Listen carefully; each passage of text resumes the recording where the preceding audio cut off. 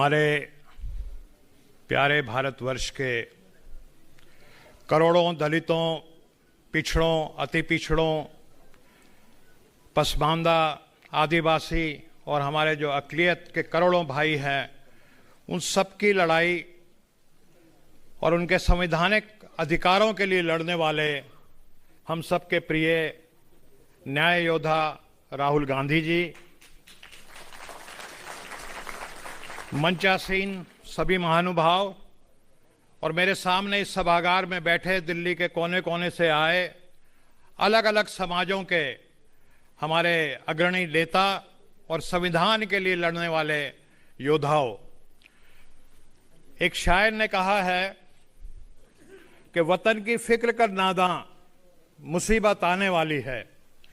तेरी बर्बादियों के मशवरे हैं आसमानों में, न जागोगे तो मिट जाओगे। अरे हिंदुस्तान वालों, तुम्हारी दास्तां तक भी ना होगी दास्तानों में। तो आज हमारा देश जिस नाजुक मोड़ पे है, उससे कम से कम इस सभागार में बैठे सभी प्रबुद्ध हमारे भाई, हमारी बहनें सब जानते हैं। जब से दुनिया बनी है तब से गुड फोर्सेस, इविल फोर्सेस के बीच में लड़ाई जारी है। और जब हमारी आज़ादी की लड़ाई चल रही थी तो जो गुड फोर्सेस थी, जो अच्छी सच्चाई की लड़ने वाली ताकतें थी, वो स्वतंत्रता का संग्राम लड़ रही थी महात्मा गांधी जी के नेतृत्व में। और आज उन्हीं महात्मा गांधी जी के नेतृत्व में जिनका आज शहीदी दिवस है, और वही ताकतें जिन्होंने महात्मा गांधी की हत्या की, वही ताकतें उस समय अंग्रेजों के तलवे चाट रही थी, उनकी मुखबरी कर रही थी। जो हमारे स्वतंत्रता सेनानी थे, उनको फांसी पे चढ़वाने की साजिशें रच रही थी। देश स्वतंत्र होता है, आज़ादी मिलती है, महात्मा गांधी, पंडित जवाहरलाल नेहरू, सरदार पटेल, बाबू जगजीवन राम, मौलाना आज़ाद सब मिलकर बैठते हैं कि अगर हमें इस देश को स्वतंत्रता सेनानियों के सपनों का देश बनाना है तो संविधान भी ऐसा बनना चाहिए जिसमें समता हो, सबको न्याय मिले, बंधुत्व हो, प्रेम हो, भाईचारा हो। और उसके लिए जिस शख्स को सब चुनते हैं उसका नाम है डॉक्टर भीमराव अंबेडकर। और बाबा साहब ने वो संविधान बनाया, ऐसा संविधान बनाया कि मैं समझता हूं इस देश के जो करोड़ों दलित, पिछड़े, हमारे आदिवासी, जो हमारे अक़लियत के भाई हैं, वो जानते हैं। जरा कल्पना कीजिए, 2 पीढ़ी 3 पीढ़ी पीछे मेरे दादा, मेरे परदादा किस हालात में रहते थे। उनको शिक्षा से वंचित रखा जाता था, मान सम्मान से वंचित रखा जाता था, आगे बढ़ने के अवसरों से वंचित रखा जाता था। और आज अगर हम अपने आसपास नजर डालें तो हम लोगों ने जो तरक्की की है वो इस संविधान की वजह से की है। लेकिन जब ये संविधान बना, जब बाबा साहब ने पेश किया, तो वही इविल फोर्सेस, उन्होंने इसका विरोध किया।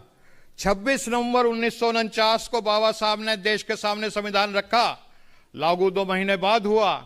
तो उस समय 30 नवंबर को जो आरएसएस का मुखपत्र है, ऑर्गेनाइजर, उसने लिखा कि ये संविधान को हम नहीं मानते क्योंकि इसमें मनुस्मृति का जिक्र नहीं है, ये मनुस्मृति पर आधारित नहीं है।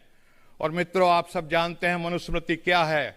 मनुस्मृति जन्म और जाति के नाम से आदमी का भविष्य तय करती है। आपने किस जाति में जन्म लिया, आपने किस वर्ण में जन्म लिया, उसके हिसाब से ये तय हो जाता है कि आप शिक्षा ले सकते हो कि नहीं ले सकते, आप धन संपत्ति रख सकते हो कि नहीं रख सकते, आपको जन्म से लेकर मृत्यु तक मान सम्मान मिलेगा या आपको जलील किया जाएगा, ठोकरें मारी जाएंगी, अपमान किया जाएगा। और वही ताकतें अभी पिछले दिनों आपने पढ़ा कि कुंभ के मेले में एक मनुस्मृति पर आधारित 3 फरवरी को बसंत पंचमी में एक नया संविधान रखने जा रही हैं। और उनके मंसूबे हैं कि अगले 5-7 साल में वो संविधान को लागू करने में कामयाब हो जाएंगे।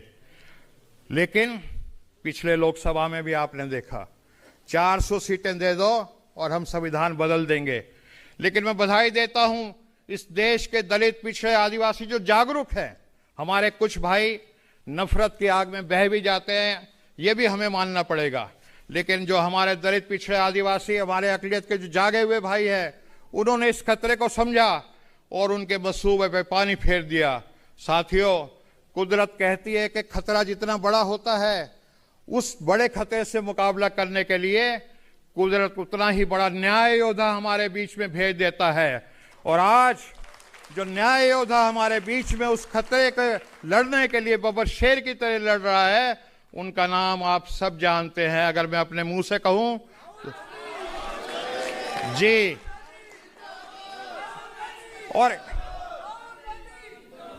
और इसी लड़ाई के चलते वो ताकतें नहीं चाहती कि राहुल जी ये लड़ाई लड़ें।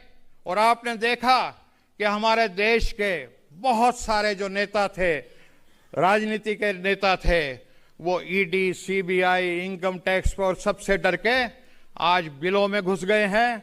वो सामने नहीं लड़ाई लड़ते, या बड़े बड़े जो पूंजीपति हैं उनकी शादियों में जा करके नाचने गाने का काम कर रहे हैं। लेकिन राहुल गांधी गरीबों के साथ खड़े हैं, ये सब आप जानते हैं। तो इनके ऊपर तमाम मुकदमे, कभी इनका घर छीन लिया जाता है, इनको बेघर कर दिया जाता है, कभी इनकी संसद सदस्यता छीन ली जाती है, और आए दिन इनको धमकियां मिलती हैं हत्या करने की। लेकिन राहुल गांधी हिमालय पर्वत की तरह अडिग होकर के उन ताकतों से लड़ रहे हैं। और हम सब मिलकर के राहुल गांधी जी का अगर साथ देंगे, इनके पीछे खड़े हो जाएंगे, तो वो दिन दूर नहीं कि वो ताकतें जो इस देश में बराबरी नहीं चाहती, वो नेस्तनाबूद हो जाएंगी। तो मैं ज्यादा नहीं कहूंगा, इन अंधेरों में एक ना एक शम्मा जलाए रखिए, इन अंधेरों में एक ना एक शम्मा जलाए रखिए। सुबह होने को है, माहौल बनाए रखिए। एक किरण नूर की जुल्मात में भारी होगी, रात उनकी ही सही, सुबह हमारी होगी। जय हिंद।